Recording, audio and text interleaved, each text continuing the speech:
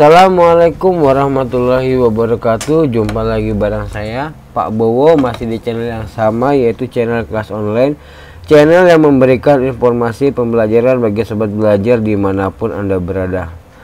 Pada kesempatan kali ini saya akan membahas lanjutan dari video sebelumnya, yaitu tentang perkembangbiakan tumbuhan. Kalau di video kemarin kita sudah membahas mengenai perkembangbiakan generatif pada tumbuhan. Pada kesempatan kali ini saya akan membahas perkembangan vegetatif pada tumbuhan. Sebelum saya lebih lanjut membahas mengenai perkembangbiakan vegetatif pada tumbuhan, jangan lupa untuk dukung channel ini untuk mendapatkan 2000 subscriber dengan cara mengklik tombol subscribe dan juga like serta komennya. Dan jangan lupa apabila teman-teman mendapatkan manfaat dari video ini, jangan lupa di-share ke teman-teman yang lain, agar rekan-rekan yang lain bisa mendapatkan manfaat yang sama ketika menyimak video dari channel kelas online. Baiklah, marilah kita sama-sama membahas mengenai materi tentang perkembangbiakan vegetatif pada tumbuhan. Yang kita bahas di kesempatan kali ini yaitu ada 3 hal. Yang pertama yaitu perkembangbiakan vegetatif itu sendiri itu apa, kemudian perkembangbiakan vegetatif alami, serta perkembangbiakan dari vegetatif buatan. Perkembangbiakan vegetatif adalah perkembangbiakan yang tidak didahului oleh proses peleburan antara sel jantan dan sel kelamin betina, atau istilahnya dikenal dengan proses fertilisasi. Nah, jadi perkembangan vegetatif ini berbeda dengan perkembangbiakan pada generatif, yang mana kalau perkembangbiakan generatif itu didahului dengan adanya proses perkawinan atau fertilisasi, yang mana terjadinya peleburan sel kelamin jantan dengan sel kelamin betina. Akan tetapi pada perkembangbiakan vegetatif itu tidak didahului oleh adanya perkawinan atau pertemuan antara sel kelamin jantan dan sel kelamin betina. Oleh karena itu, hasil dari perkembangbiakan vegetatif ini adalah keturunan yang sama dengan induknya, karena diambil langsung dari induknya dan tidak melalui proses peleburan antara sel kelamin jantan dan sel kelamin betina. Berdasarkan cara perkembangbiakannya, perkembangbiakan vegetatif itu dibagi atas 2 hal, yaitu ada vegetatif alami dan ada vegetatif buatan. Perkembangbiakan vegetatif alami. Perkembangbiakan vegetatif alami adalah perkembangbiakan vegetatif yang terjadi secara alami dan tanpa bantuan dari manusia. Berarti dalam hal ini yang melakukan perkembangbiakan adalah dari tumbuhan itu sendiri tanpa ada bantuan dari manusia. Perkembangbiakan vegetatif alami itu terdiri dari atas umbi lapis, rizoma, stolon, tunas, umbi batang, dan tunas adventif. Nah, kita akan bahas satu-satu mengenai perkembangbiakan vegetatif ini. Yang pertama adalah umbi lapis. Umbi lapis adalah umbi yang berlapis-lapis, makanya disebut umbi lapis. Nah, ini adalah gambarnya. Ya, ini adalah gambar dari umbi lapis. Umbi lapis ini terbentuk dari lapisan daun yang tersusun yang membentuk lapisan-lapisan seperti itu. Contohnya pada bawang merah dan juga bawang bombay. Nantinya akan tumbuh tunas di sekitar umbi lapis ini. Nah, ini contoh yang sudah tumbuh. Nah, contoh dari bawang merah yang sudah tumbuh. Selanjutnya ada umbi batang. Umbi batang adalah umbi yang merupakan modifikasi dari batang, atau dengan kata lain, umbi batang adalah batang yang membengkak di dalam tanah yang mengandung cadangan makanan. Pada umbi batang terdapat kuncup atau mata yang nantinya akan membentuk tunas dan akar baru. Misalnya pada kentang, wortel, lobak, dan umbi jalar. Jadi ketika kalian menanam kentang atau menanam wortel atau menanam lobak, maka yang ditanam itu adalah umbinya. Nah, misalnya ini contoh.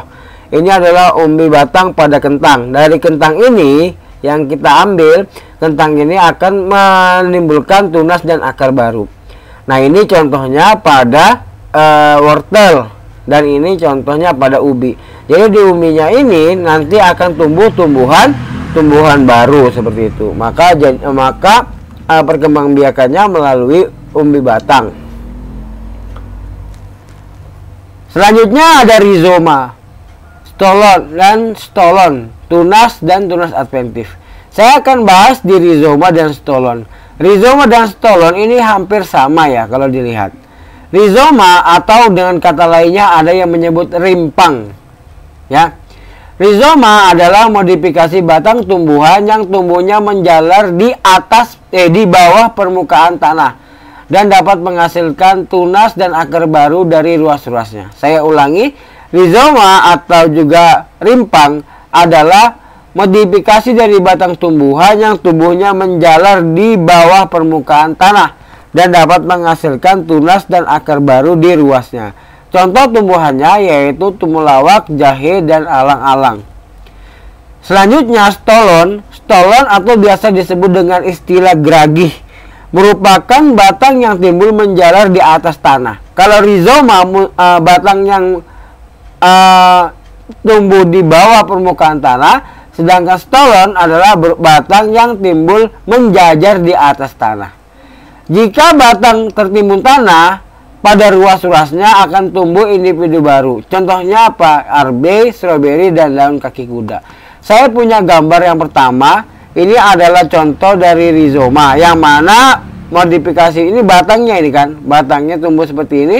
Nah, ini tumbuh di bawah tanah. Sedangkan ini contoh dari stolon, yang mana stolon ini yaitu batangnya tumbuh di atas permukaan tanah, seperti itu ya. Selanjutnya ada tunas. Tunas merupakan bagian tumbuhan yang memiliki bakal tunas yang dapat tumbuh menjadi individu baru. Berarti dalam hal ini tunas itu merupakan bagian dari tubuh induknya, ya, bagian dari tubuh induknya, yang mana bagian tubuh dari induknya tersebut dapat menjadi individu baru. Contohnya yaitu pisang dan bambu. Nah, ini contohnya pada tanaman bambu. Nah, ini adalah tunasnya, yang mana tunas ini berasal dari induk bambu ini. Nah, kemudian ini ada contoh tanaman pisang. Nah, ini adalah tunas dari tanaman pisang, yang mana berasal dari induk yang ada di tanaman pisang. Yang jelas kalau seperti ini pastilah keturunannya sama dengan induknya, karena berasal dari tubuh induknya, seperti itu. Lalu yang keenam ada tunas adventif. Apa bedanya tunas adventif dengan tunas biasa? Bedanya tunas adventif ini adalah tunas yang tumbuh tidak pada tempatnya. Kalau kita lihat pada tunas biasa itu tumbuh dari tubuh induknya seperti ini ya. Nah, ini seperti ini, tumbuh daripada tubuh induknya.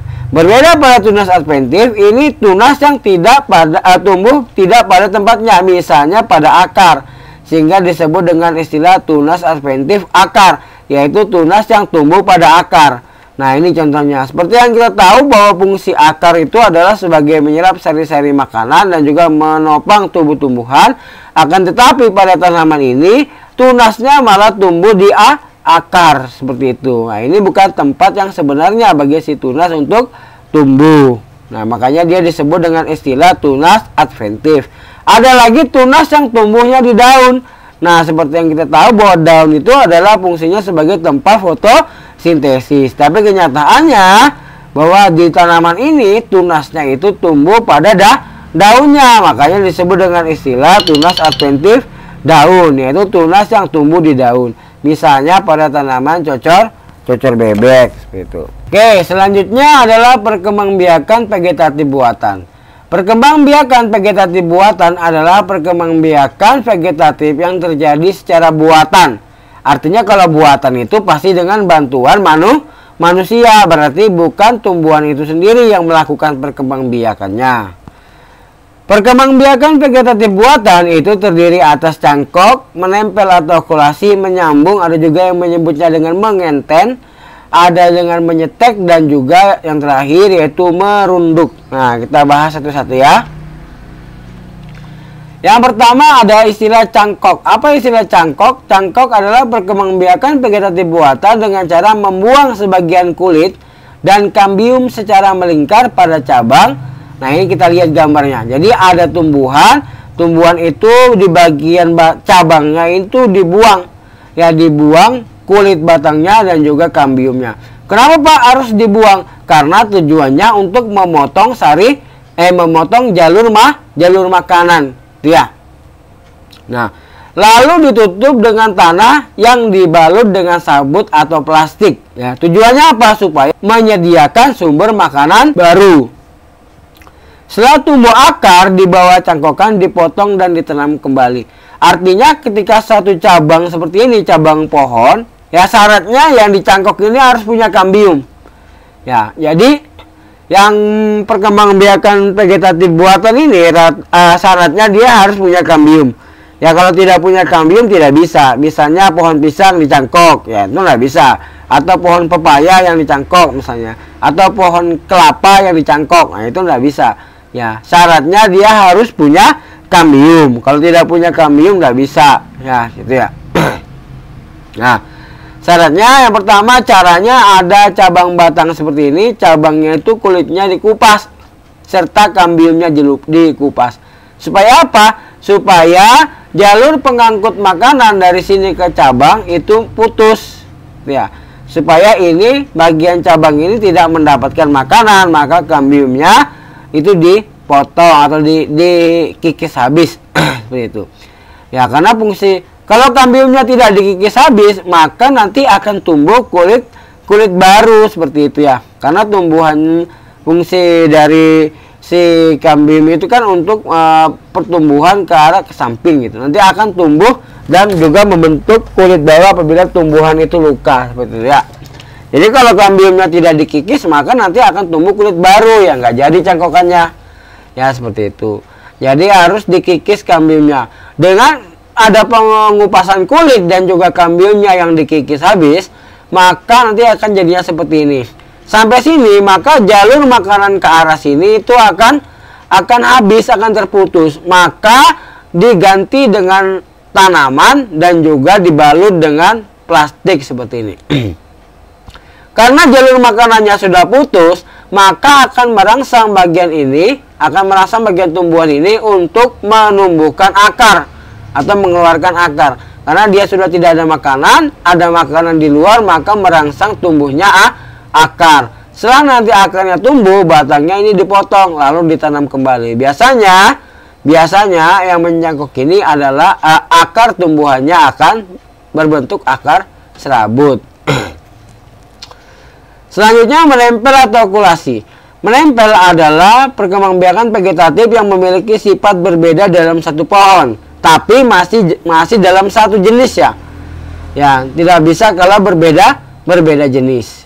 Misalnya tumbuhan yang memiliki akar batang yang kuat tetapi tidak memiliki bunga yang bagus ditempelkan dengan tumbuhan yang bunganya bagus tetapi akarnya jelek. Misalnya ada tumbuhan satu tuh akarnya lemah tapi bunganya banyak, kalau ditanam bisa menghasilkan buah yang banyak.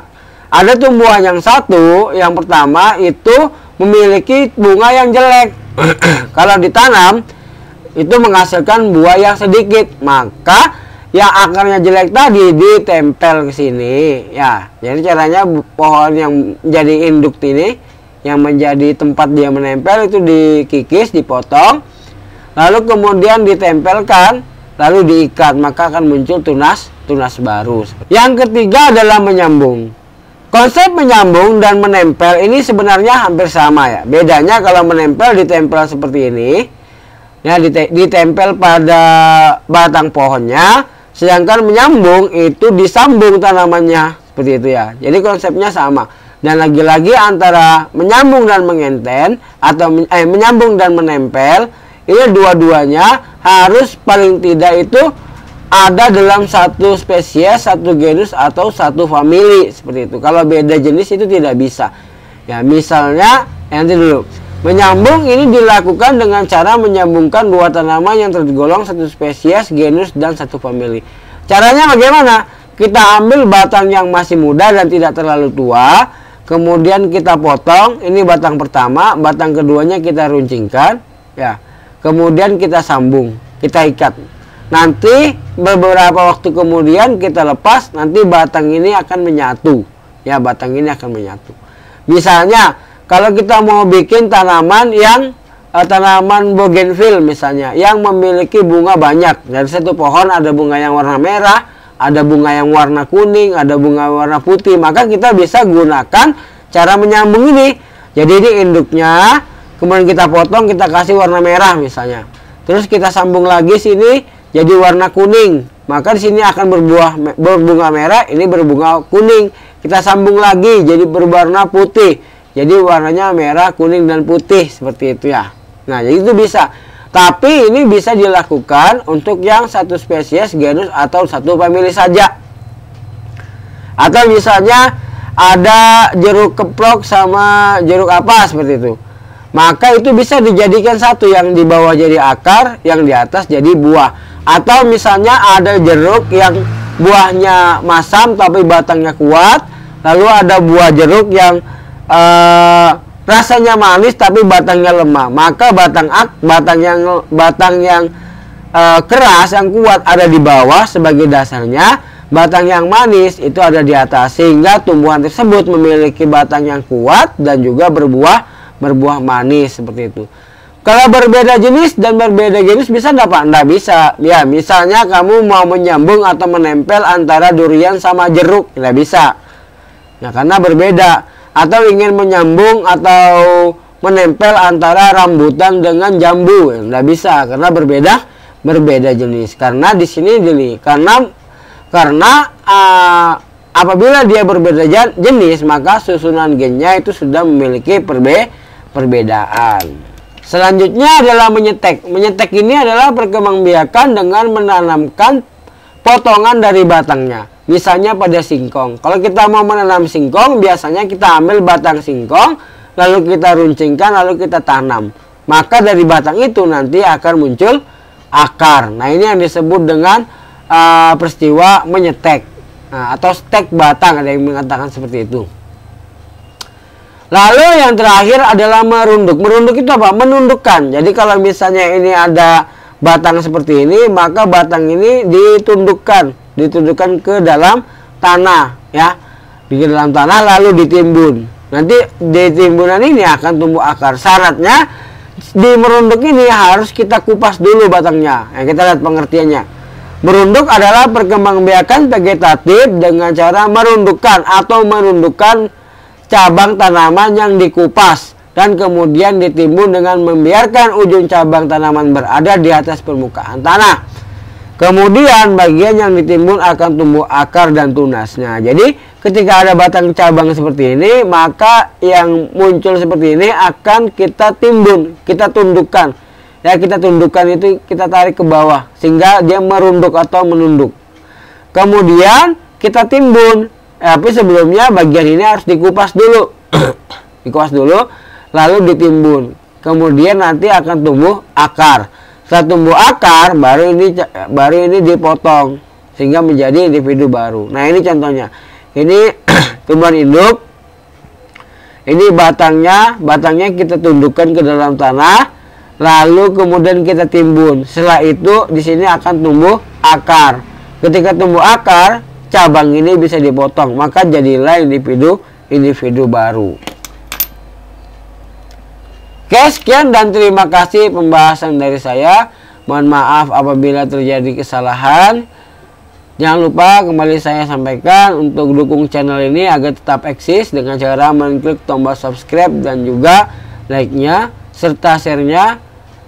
Apabila dari penjelasan dari saya ada yang tidak dipahami, silahkan tulis di kolom komentar. Sekian dan terima kasih. Sampai jumpa di video berikutnya. Wassalamualaikum warahmatullahi wabarakatuh.